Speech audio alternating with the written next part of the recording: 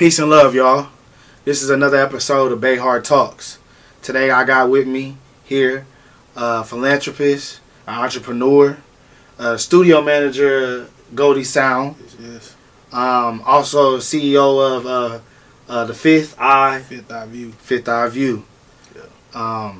And just a well-rounded man. Someone who I paid attention to for years now, and just wanted to bring him on the show to shed some light. So, Trav, I appreciate you coming on here for me, my man. No pressure at all, brother. Yes, sir. So, how today been for you? Yeah, just another working day. It's been pretty cool. They've been pretty chill. Yeah. It's just a blessed to see it, you know. I hear you Pretty on chill that. today. So, you've been here at Goldie for how long? Since the beginning? Since day one. Yeah. Since day one, we started around like 2015. I met AD probably before that. And yeah, I just been here day one, man, since just grinding. So where did you grow up at? Did you grow up here in Tallahassee? No, actually, I'm from Delray Beach, Florida. It's a little city in Palm Beach County, South Florida. Wow. Yeah, I was born and raised down there. I've been in Tallahassee for a good little minute, though. I got here around like 03. Yeah. But I've been here ever since then, so yeah. So Delray Beach, paint a picture for me. Where is that at? Palm Beach County, so it's known as the Tri-County area. You got Palm Beach County, then you got Broward County, you got Miami. So it's like right there in that area. Yeah. It's a tropical town, you know what I'm saying? It's kind of Miami vibe, but without all the not as fast pace. Okay. You know what I'm saying? Yes. It's laid back, near the water, near the beach. It's what I call home. I love it. That's I haven't been there, haven't stayed there in years, but it's still home to me. So that's right. And so that's I'm assuming that's by the beach. Yeah, it's by the beach. Delray Beach. Yes. So how far did you live from the beach? Pitting on traffic, probably less than 10 minutes away. Wow. Okay. Pitting on traffic. So, growing up by the beach, did you find peace? Like, really? I'm going to say, not as an adult, I took the beach for granted because I was so close to it. Like, I feel like I can go there anytime. Like, so I didn't go as much. Like, as a kid, we used to ride our bikes to the beach.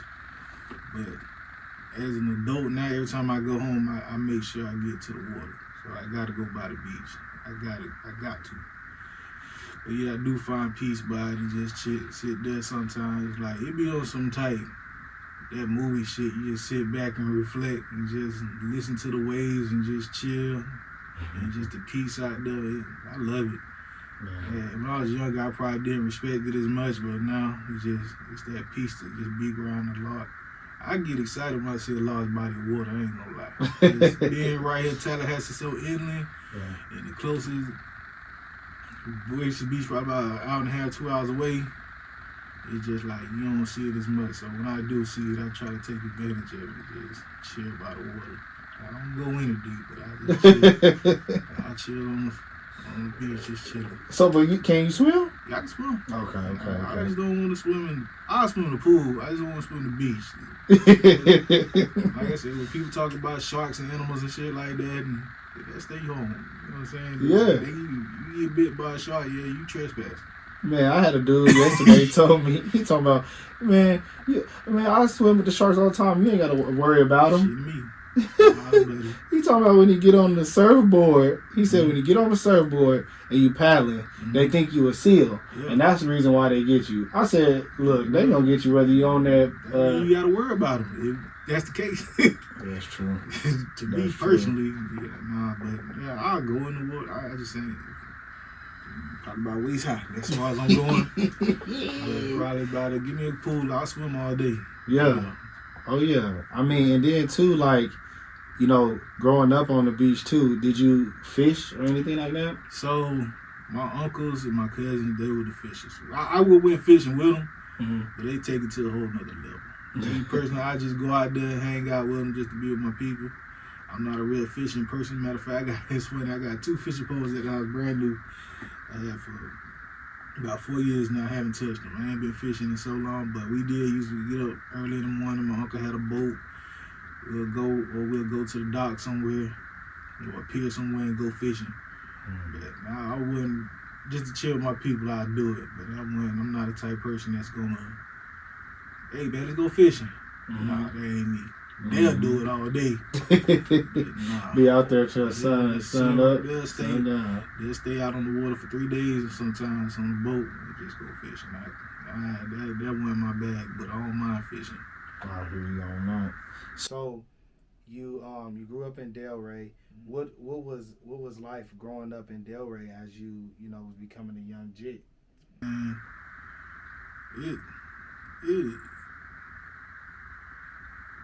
I ain't gonna say it was hard, cause we had the hardships, but we didn't see them much, cause we just enjoyed being kids majority of the time.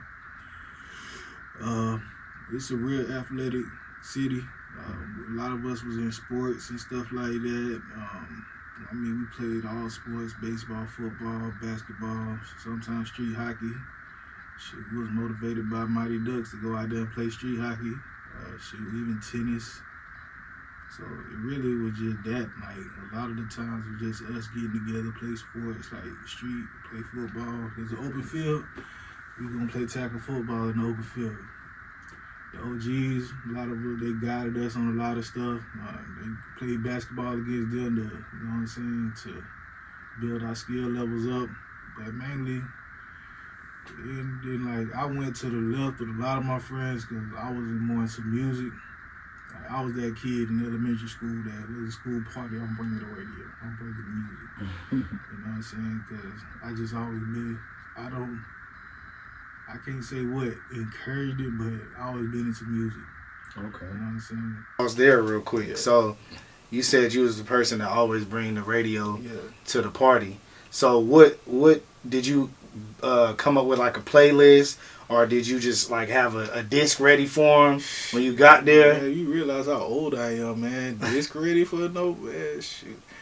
We had CDs. Yeah. It wasn't that era of burning CDs, so you had a CD. Yeah. But it was already made. We ain't have like that. I didn't get to start burning CDs till like later on in my life. Okay. But yeah, like we had cassettes still, bro. So we made like little mix cassettes already. You know what I'm saying? Put stuff on there. You pre-recorded. I don't know. I might be telling my age when you talk about you get a cassette that already had music on it, then you put a little tissue on the little bottom of the thing to block it so you can record over it again. It's a whole process, but yeah, like the little tissue though. Yeah, it's like it's now cassette's probably about this big, but it's like a little tissue. It's a little thing, right, like a little opening right here. If you put a little piece of tissue or something or tape over it, you're allowed to record over what's already been recorded on. It was be a trick on it, but I might be telling my age on that. But yeah, you giving us some game though. That's some real game. It was like as gifts for Christmas and birthdays, I get CDs. Like I got the Michael Jackson Dangerous album. I get TLC album. I'm telling, like I said, I'm telling my age. Like R. Kelly was part of a group. Public Announcement album. I would just get music mainly for my birthday because I just love music. I was listening to R&B, Lauryn Hill, and all that shit. So did you take your radio with you to school, like on the way to school? No, I didn't take it at that time because it's just mainly when we did parties. But so then we get to the era where you got your tape, your cassette player, Walkman, and shit like that. Then before we get iPods and your phone, you had your CD Walkmans and shit like that. Oh yeah. So I used to buy them shits religiously. They wouldn't last. I would buy a CD Walkman damn near every 3 weeks or a month. I'd get a new one. But yeah, we used to walk around with those. Back to the era where we had CD books. Like I say, big books of CDs. Like I used to keep them in my book bag, walking around with that. Like you say, music got more convenient to the phone now. But yeah, So what was one of your favorite growing up? You really influenced your upbringing. One of my favorite artists growing up, I'd say it was more like groups, R&B groups. Yeah. I was really into Arrested Development at some point because it's like they had a message, you know what I'm saying, their music. It's more about peace, you know what I'm saying, unity, looking out for your fellow man and stuff like that, and just actually caring about people. I was in the Jodeci, real heavy. I really didn't get introduced to hip hop until like, I ain't gonna say hip hop, but rap, until like Slick Rick and stuff like that. But yeah, so that's like in my elementary school days. Then we started talking about middle school and high school. I started messing with No Limit Records. Middle school was one of my favorite rappers. Okay. R. Kelly, I've been a fan of R. Kelly. Boys to Men, I would play Boys to Men like crazy. Michael Jackson. Hey, R. Kelly and Boys and Men, man, them two, man. First of all, R. Kelly, man, I gotta give a respect to that man, because I don't care what kind of songs he played, from, the love songs, all the way to like the world's greatest. Then when he started kind of doing like a little bit more spiritual gospel, it's just like, man, that man is incredibly talented with his vocals. You know what I mean? He's a monster. Man. He's a monster to this day. I just say, you know what I'm saying? Don't get twisted. I don't condone anything he did. I don't. Y'all cancel Robert all day. Robert, but I'm be talking about R. Kelly right now. Man. I'm not talking about Robert. Whatever he did, y'all say he did. I guess he found guilty out of it. I wasn't in the courtroom. And I mean, you can agree that the music is separate from a personal life, or what somebody actually takes account for. To me, it's always been that way. To me, it's just like it's like a person who writes a book, fictional books. Either you read a Dr. Seuss book, you think he was out there doing all that stuff. No, he wrote a book for entertainment purposes. He probably was high when he wrote the books, because some of those crazy. But it's just like, I think there's a lot of artists that it's an art form. There's a lot of songwriters that write for these artists and stuff like that. And don't get it. It's just displaying. It's telling a story to me. Music is telling a story. So, is it your story? It don't have to be. It could be. It's just a good story. So. And then hold on. Let's not forget, this man wrote for plenty of people. Oh, yeah, he wrote for plenty. I just found out 2 years ago he wrote for Michael Jackson. Yeah, he wrote for Michael Jackson. I ain't never knew he was working for Michael. Man, that man wrote for a little bit of everybody. And they tried to make it seem like he couldn't read. They said he couldn't read, but he obviously could. I don't know about his reading skills, but he was right very well. No, that's real. His pen was magical. But it was one of the songs that he was just telling all his truths, and he was saying that they told him he couldn't read, but he said he wrote all these songs. He wrote songs for Michael, Aaliyah, so on and so forth. Yeah. You know what I mean? For a lot of people. Yeah. And then Boys to Men, man, their voices together had a trajectory to change many generations. Right. If we allow our children to see that, to be fit. Yeah. Because I mean, still now, like, I go to a Boys and Men song, you got ones that's gonna make you cry, ones that's gonna help you, be romantic. Then they got just a smooth, just chill them. Yeah, you just play Boys and Men all day. Like, one of my favorite songs of Boys and Men is "I'm Just Doing Just Fine." Dang. And that shit is like the coldest breakup song in the world if you really listen to it. I'm like, damn, this nigga really just said that shit. I'm doing just fine. I'm getting along very well without you in my life. I don't need you in my life. If this nigga said that shit smooth, you just don't realize how much of a cold ass song that is, because they do it so smoothly. Like, damn, you really listen to these lyrics, they saying some shit. Like, It is.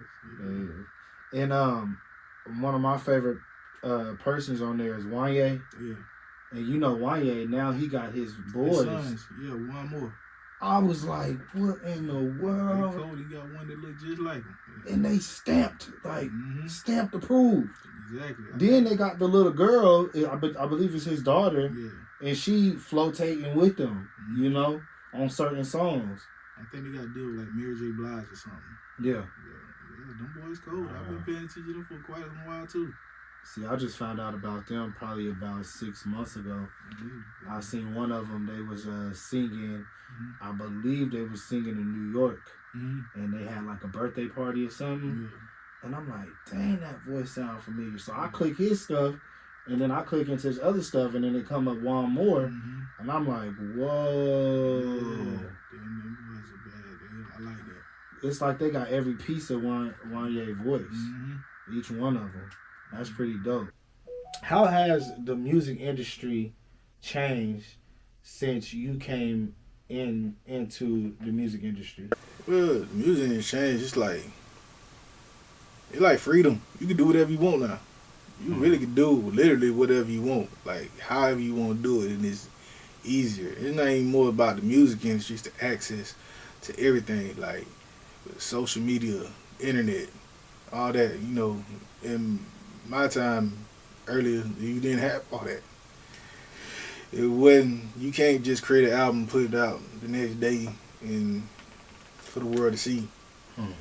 Now it's just like you got social media. You can market how you want to market yourself.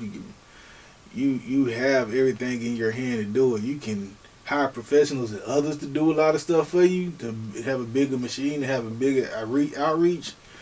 But you as an individual, you can do a lot in this music industry to be your own label, to do everything you want to do.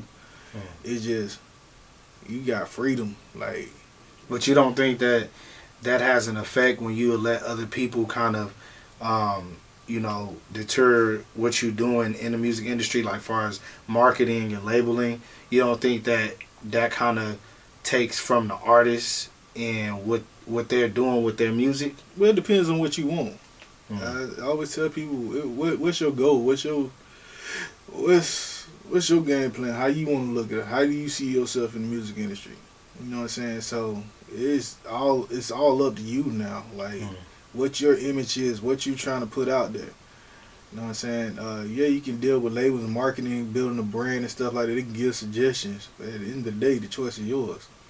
You know what I'm saying? You can find if you do the analytics and study, find your people as an individual. Like, if I'm a certain type of artist and I do a certain type of music, the goal is to find my people.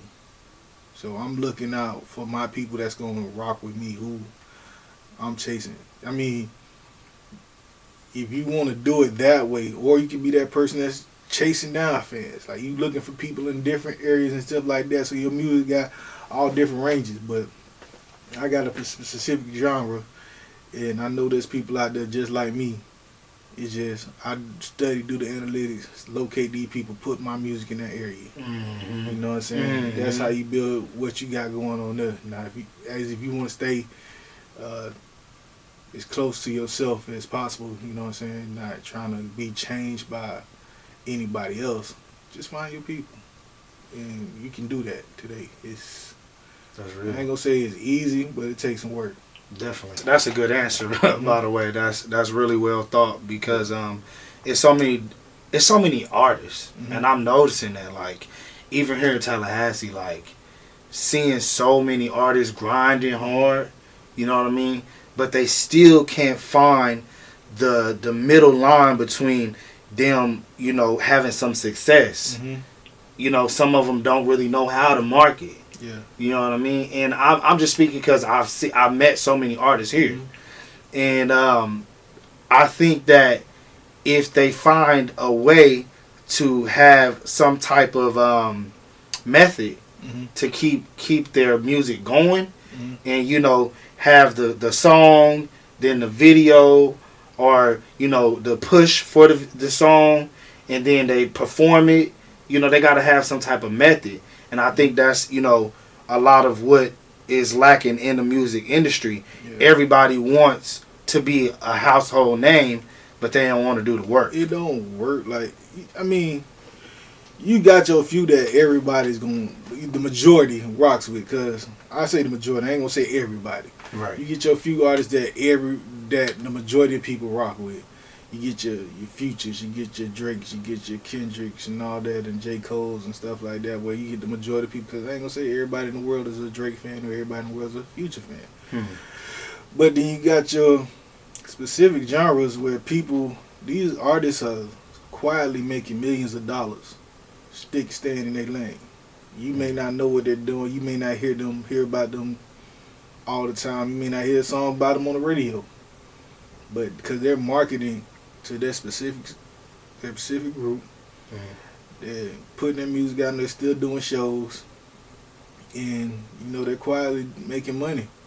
And me personally, I feel like however you put it, that's successful to me. That's success. Cause I don't care if you're eligible to make $10,000 a month on your music. Well, that's you can live off that. That's life. Yeah, everybody, I know we all want the millions of dollars and stuff like that, and get the whole big stage and stuff like that. I mean, that sounds lovely. But you know what I'm saying? People, average Joe probably ain't bringing home $10,000 a month. On average, you probably bringing home at what most, less than average, probably $5,000 a month. But so it's just like to be able to live and do that. It's just what you want. I feel like you have control over what you want to do and how you want to do it, and you just gotta choose your focuses on how you do it. Cause the studio, the music is important, but the marketing and the branding, that's what really gonna get you there. That's real. So you moved from Delray, I'm guessing. Did you move up here to Tallahassee or? Yeah, I moved to Tallahassee. Okay. It's funny. I always tell people, like, even back home, I was dealing with low-key the kind of music scene down there. Me and my couple friends, we were like, a few friends that I dealt with, we was doing our own things for our music. I started off, just like everybody else, want to be a rapper too. Shit. So I was doing that with a couple partners of mine. They had a group at the crib called Cool Town. It was like the biggest thing to me. That was like Cash Money Records to us. You know what I'm saying? So watching them kind of inspired me to even more to be a part of the music industry. My younger brother. Where'd you go to school? Free TCC. So Right on. I started meeting people up here, and just like almost the same thing started happening. Everybody was dealing with majority of people I met dealing with music. Started meeting DJs, started meeting other rappers that was making moves around the city. And it's just like, dang, I thought I was getting away from it. And it's just like drawing me back in. And then, like, years later, I met AD. Same thing happened. Like, we've been clicking ever since then. It was, we worked at this spot called Palmer Road Teen Center. It's like a youth after school program type thing. Okay. I was with a rec lead. They had a recording studio in there too for the kids. So they hired AD to come run the studio for the kids. That's when I met him. And we just got cool and like. So then you came into Goldie, and do you manage artists as well, or you just kind of manage the studio and all the things that run through, the daily routines? My goal was to manage artists and more producers, but more the studio into daily things and the upkeep and everything with studio. I manage artists is something I would want to gear towards too, but my thing is, and I'm learning a lot. Like TJ Chapman is low key one of my mentors. He don't know that, but he may know this after he see this. But we real cool, so it's just like my main thing is I can't want it more for you than you want it for yourself. And people, and TJ always told me, you don't need a manager if you don't have nothing to manage. And if you out here just doing music, there's a lot of people coming towards me and just like, bro, I need you to manage me. I'm like, okay, what are you doing? Like, what have you done on your own thus far? What have you done to build traction for yourself? You know what I'm saying? Are you getting shows? If you're not getting shows, you definitely don't need a manager right now. There's other things you need to get before a manager. So, what is one thing that an artist needs to show you that they're ready for you to be able to manage them? Basically consistency and work ethic. That's one. Two, a little way to use their social media, how they're using their social media. Two, are they creating lanes for themselves? Like, I tell people all the time, matter of fact, I encourage one artist that used to come here all the time, and I like the way he's moving right now. I seen him, he used to come to the studio all the time, and he was just like, coming, recording. Like, what are you doing? With the music. They don't know. So I like, man, I gave him a suggestion. Hey, well, how about you do a show for yourself? Create a show. You just run a venue, promote it, sell some tickets. And he's done that. He did that here. And ever since then, he's just been moving a lot more. And like, to just show me consistency, show me that you really want it. Because most people get a misconception of management too, where manager's supposed to pay for your studio time. It don't work that way. So, wow, I didn't know that. No. Manager does not pay for studio time. I mean, unless he had stake in your music, manager is not having to pay for your studio time. Wow. So let's take a change here in the conversation. You are into videography and cinematography, if I'm correct? Yes. More photography. Okay. So it's something I dabble in videography a little bit, but more photography. That's what's up. So what does the fifth eye view stand for? So it's really a joke, but I just thought it. I always consider the lens of the camera my fifth eye. Okay. The joke always been with people with glasses, what they call four eye. You call it four eyes. So I say, how you get my lens? That's my fifth eye. That's my fifth eye view. Come on now. So, I love that. That's how I came across it. Hey, I love that. Yeah. And I, when I read the name, I'm like, okay, I like this. Mm-hmm. Because it's telling a vision from your story. Mm-hmm. You know what I mean? So what type of things have you captured since you've been, taking pictures? I like doing candid stuff more than anything. Okay. I can say I can do like pose photo shoots and stuff like that, but I like capturing moments because I've always been that way. Like I said, it's just something I did as a kid, and this probably gonna change the subject, in which I always gonna tell people later on down in life. Follow something, whatever you did naturally as a kid or something that you had fun doing, that's a career choice you can use. But that's what I said. So something I did as a kid, like I used to take pictures all the time. Like, I don't know if you remember the disposable cameras.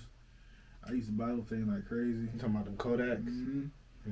Buy them things like crazy. I go take some pictures, and get them developed, go out and take some more pictures. Just continue taking pictures because I capturing moments at school and shit like that.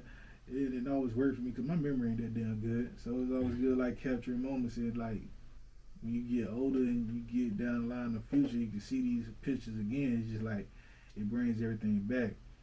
So that's one of the main things I like capturing. Even when I do like videography, like video stuff, like I was telling you about the phone thing earlier, I like to capture these moments and stuff like that you're not gonna probably see again maybe.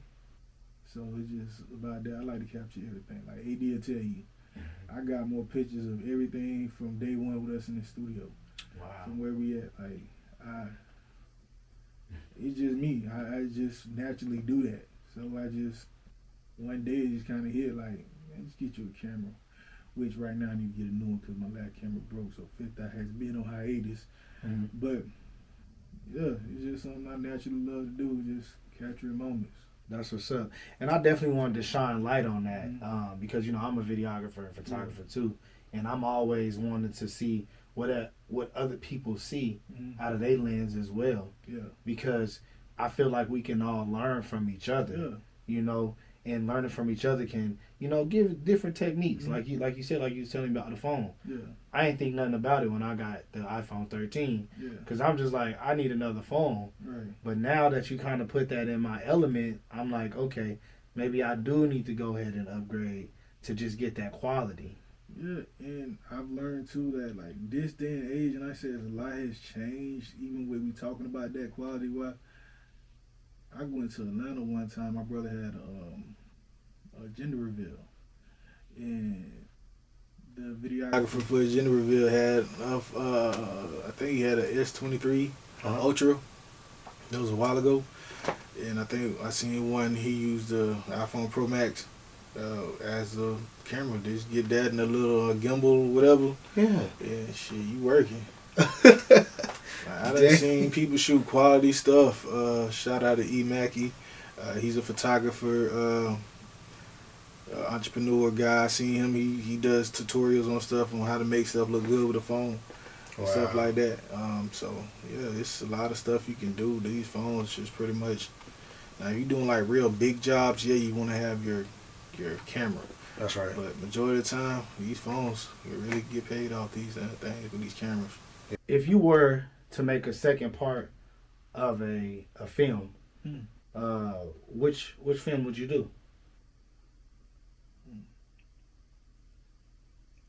Part 2 to a film, which one would I do? That's kind of tough.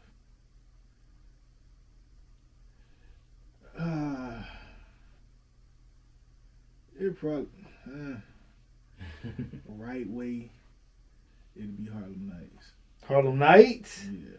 What? I would technically. Okay. Like I said, I would rather leave it alone. No, I think that'd be dope though. But because we still want to know where they went after they left New York. Because I've been wanting to know. I be watching it all the time. Like, dang. Harlem Nights is a classic movie to me. It's just it's like you really have to do it perfect.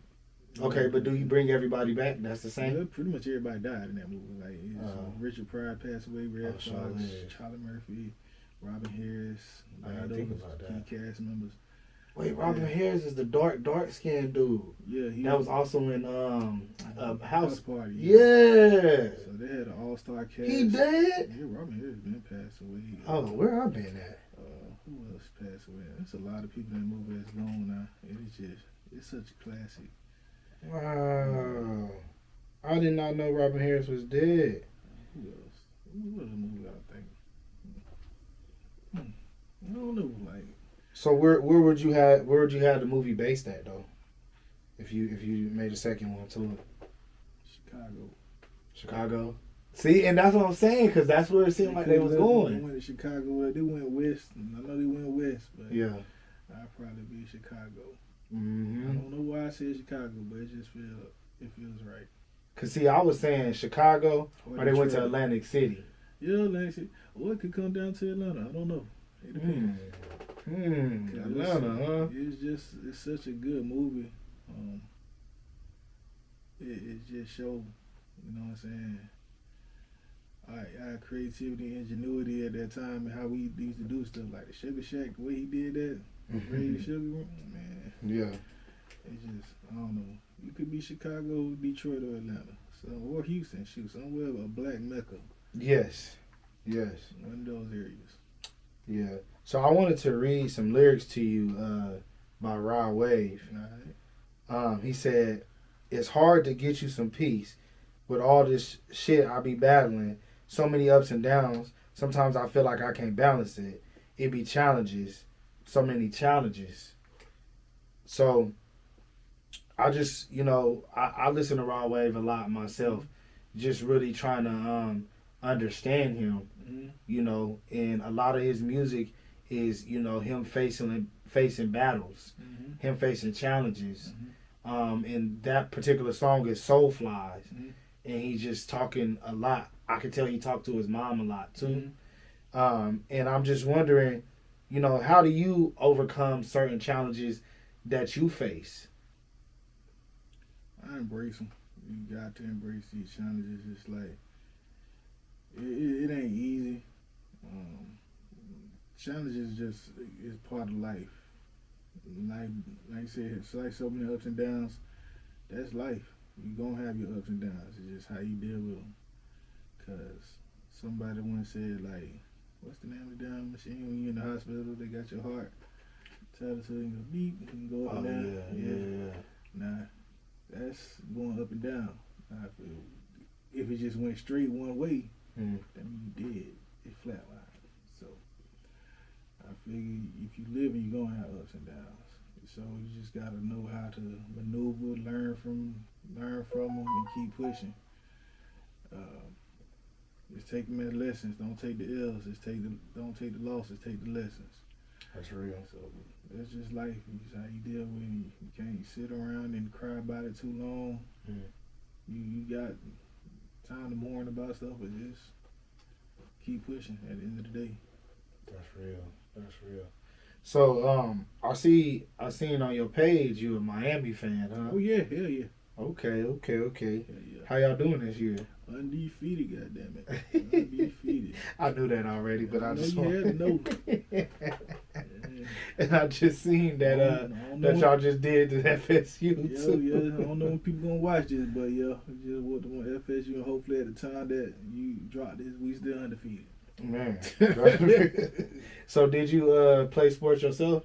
Oh yeah, like I said, we grew up. We all sports. I Okay. played pretty much everything when I was a kid. You play football too? Played football, played basketball. What was your favorite position? Linebacker. Okay. Defensive tackle, defensive end. Ooh. I'm a defensive player, so Okay. and sometimes All about instincts, huh? Yeah. Sometimes I play fullback, but mainly defense. So, what gets you excited? What gets you hype about college football? Man, it's just I don't know. So I grew on the competition. It just feel like it's more competitive than NFL to me. It's more exciting. NFL is just I like NFL football too. I'm a big Miami Dolphin, Tampa Bay Buccaneers fan. But it's just something about college football and the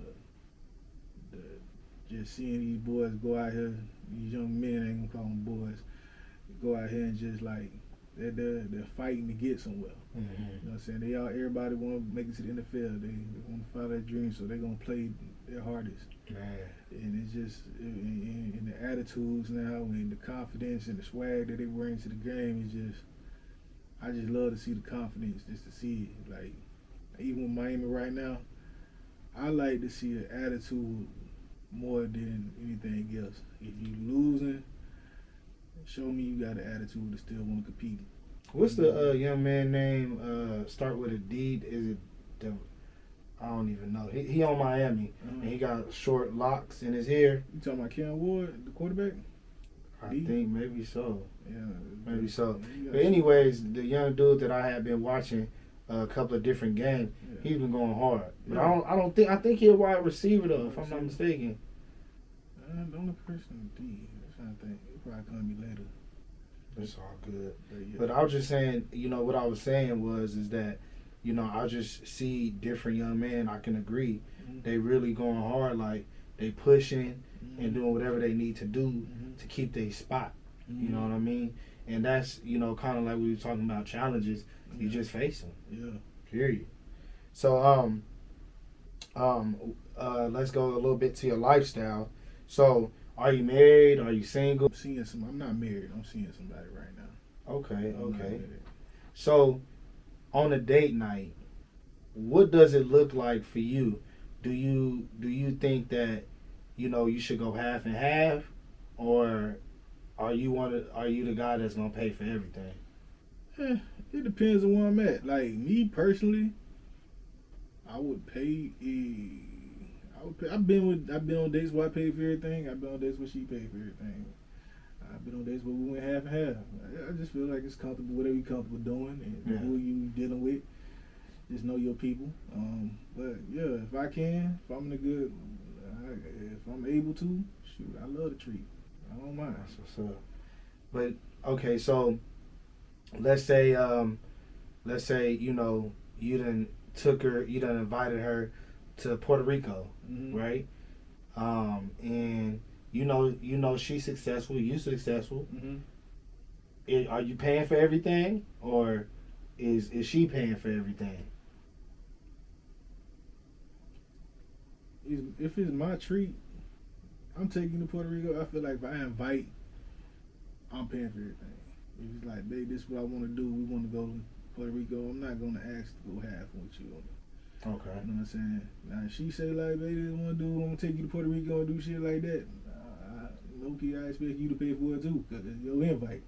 But do you expect her to pay for anything while y'all out there? No, not necessarily. I mean, she can. I'm not gonna say you don't. I'm gonna tell you don't do it. Right. But you know, my expectation, if I'm in a position to do so, I'm paying for everything. Like, you know what I'm saying, if I'm in that day, I'm balling, I'm feeling great, I'm feeling gracious. Let's go out, let's do it. So it's on me. Now, you know, what is it that, you know, you hear women, and I also hear men say it too. Everybody wants to see what the person brings to the table. Mm-hmm.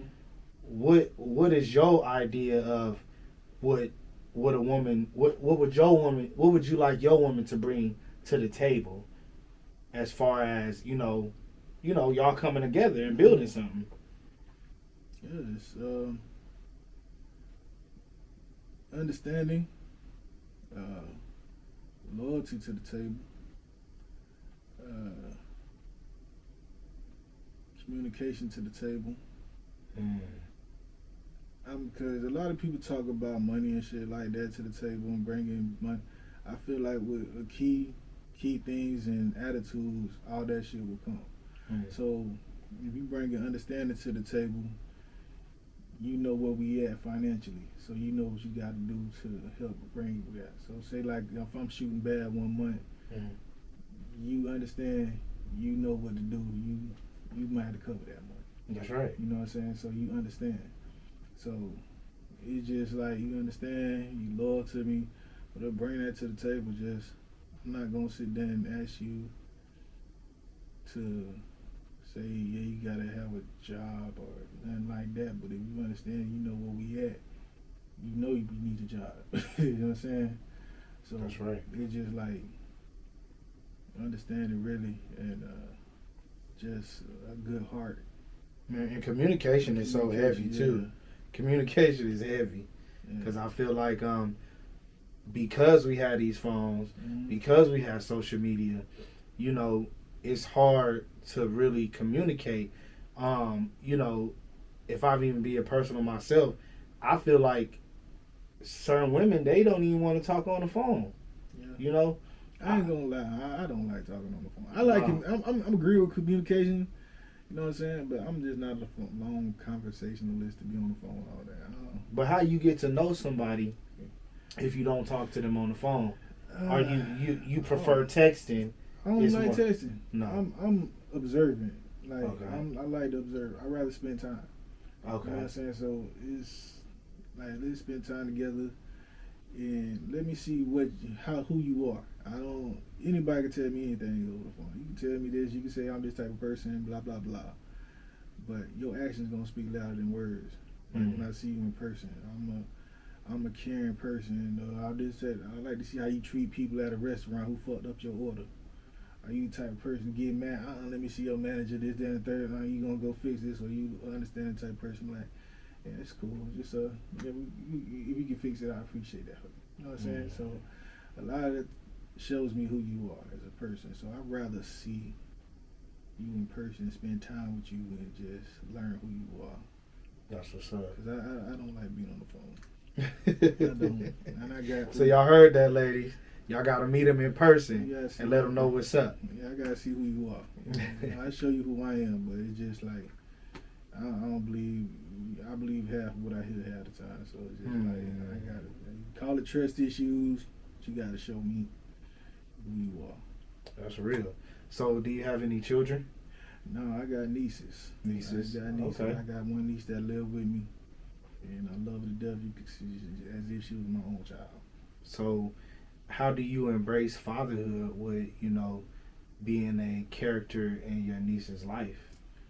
I'm working with open arms. Like anybody who follow me on social media will see my niece is a star to me. You know what I'm saying?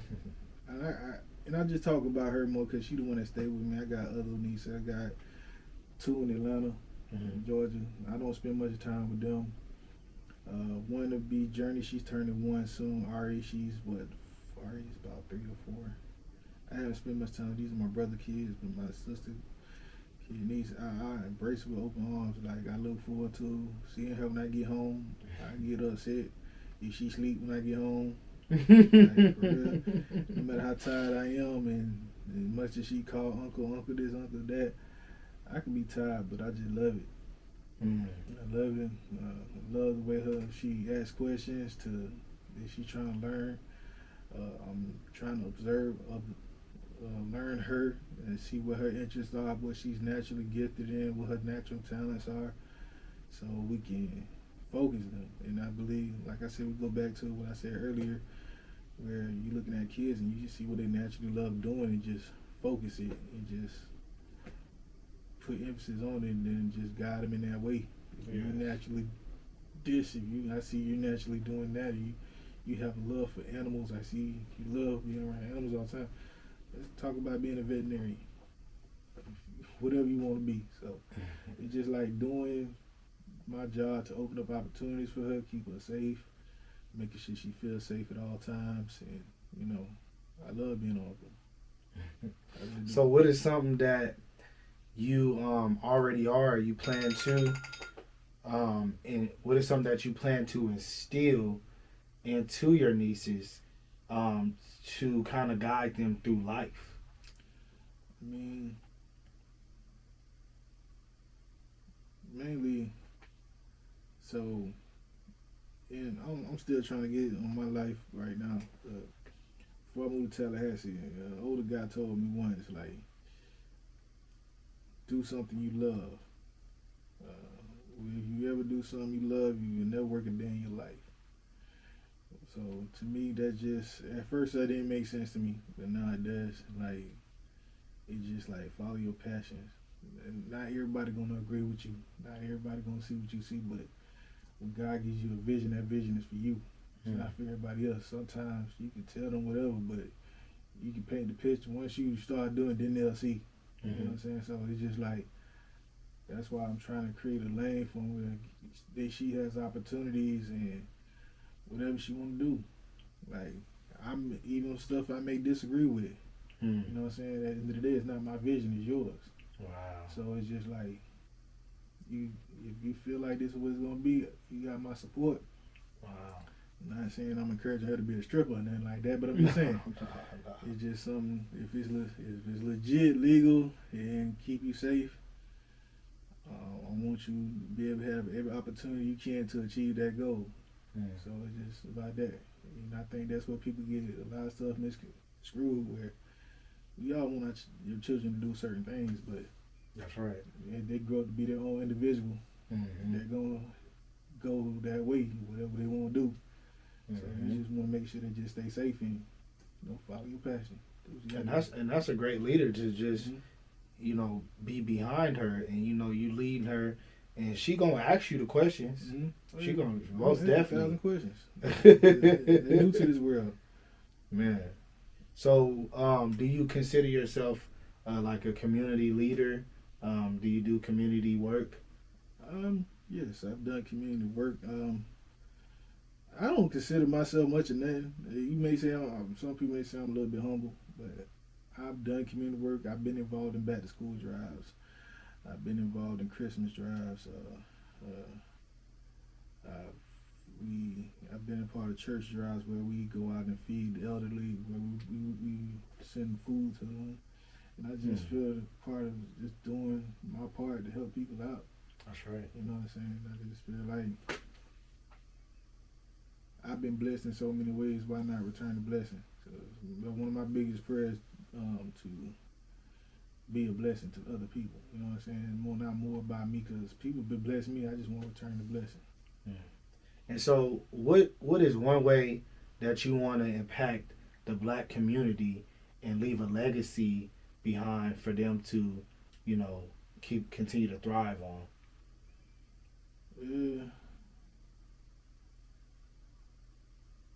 just want to like leave a legacy of just follow, really, like I said, following your dreams. I want people to know that everything's obtainable. Like stuff that we feel like we didn't like as a younger people, like you ain't gonna get nothing by doing that, especially in our community where being creative was looked upon as you ain't gonna get nowhere doing that. That's just this, that, and the other. Do it now while you're young. Go hard. Because when you become an adult, most likely people don't give a damn. They still look crazy. But go hard while you're young. Follow your passion. It's obtainable. You can be an artist. You can be whatever you want to be. And you can make money off of it. You can make a living off of it. Just do it. Put your focus in that. Don't. Because I feel like example, like, didn't follow my passion all the way through like I supposed to. I'm just now as an adult getting back on it. But if I was stuck with it as a younger, like I said, I was a kid, I was bringing music with me. I had a little rap thing going on with my friends. I was doing videography and stuff like that. Then I tried to stray away from my passion because it didn't feel obtainable. But as an adult, I'm looking around and it's just like being in different atmospheres, different areas, expanding my mind, looking at different, everything's obtainable. You can do it. There's nothing you can't do, nothing you can't profit off of, nothing you can't live off of. So just do that. And that's one thing I like try to tell kids, that whatever you want to do now, do it young. I done seen opportunities open up for young kids because you're going to get more encouragement when you're younger. So I say that's one thing I want to let people know, kids, especially the youth. Yeah, and I appreciate that because, you know, it's so many of us really out here struggling and really trying to find our way. And, you know, for someone to know that someone, you know, that came from Delray Beach, you know, actually made it and became successful and is still striving for more success. Yeah. Is that what you said? You still going. And so, you know, I appreciate you for coming and sharing that light with us today, man. Yeah. And, you know, continue to strive and continue to push for whatever is best for you. So I appreciate you for coming on the show today. I appreciate you for having me. Yes, sir. Thank you.